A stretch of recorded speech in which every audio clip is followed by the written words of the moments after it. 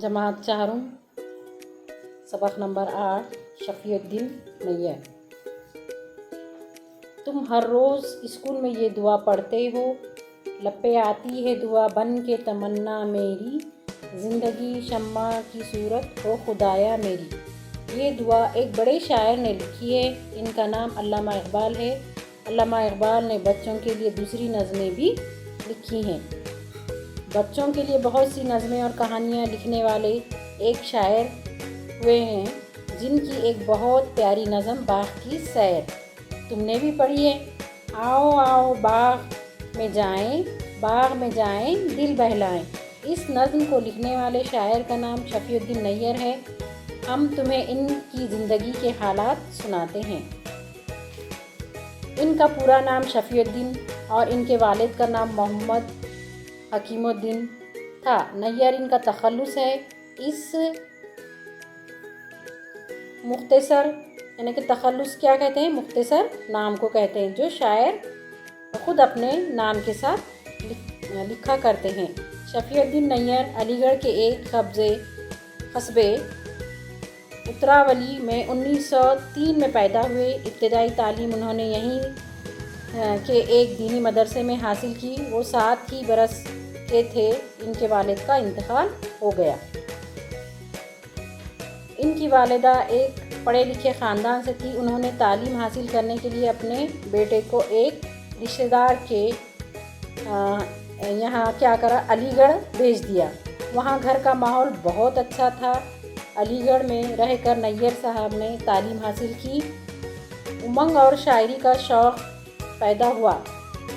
कुछ दिनों बाद वालिदा की इजाज़त से वो पढ़ने के लिए दिल्ली चले गए। वो कहते थे कि इस वक्त मेरे पास सिर्फ 5 पैसे एक जोड़ा कपड़ा था। मैं दिल्ली में अपने खर्च के लिए मेहनत मजदूरी कर लेता और कभी कभार अखबार भी बेचता था। एक दिन जामे मस्जिद के इमाम साहब ने इनसे पूछा, क्या तुम पढ़ना चाहते हो?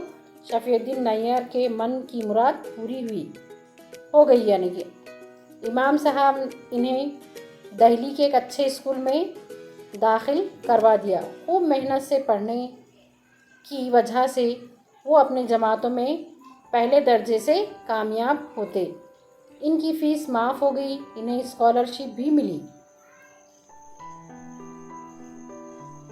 शफीउद्दीन नैयर दिल्ली में कई जगहों पर रहे। अपने गुजारे के लिए वो बच्चों को पढ़ाते थे। इन्हें जो रकम मिलती थी, इसमें वो कुछ रुपए अपनी वालिदा के खर्च के लिए भी भेजते थे।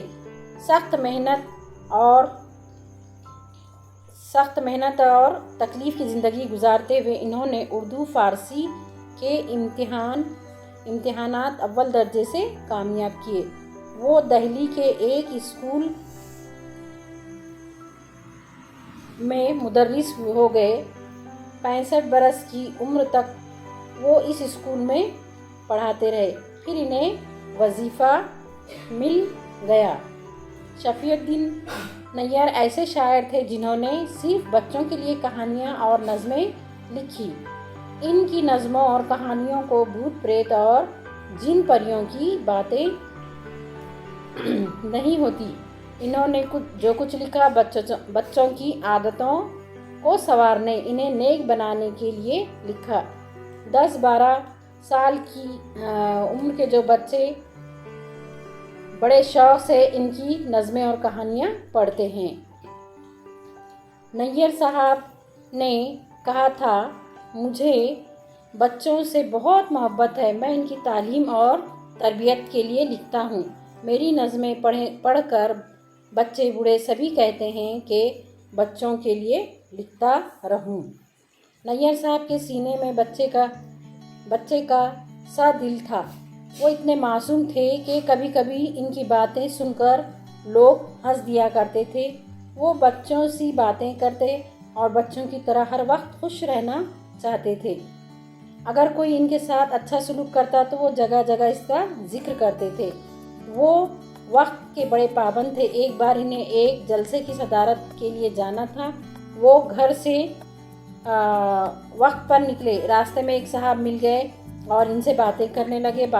باتوں باتوں میں دیر ہونے لگی، اس لیے نیّر صاحب وہاں سے جلسے گاہ کی طرف دوڑتے ہوئے گئے. میزبان بے چینی سے ان کا انتظار کر رہے تھے.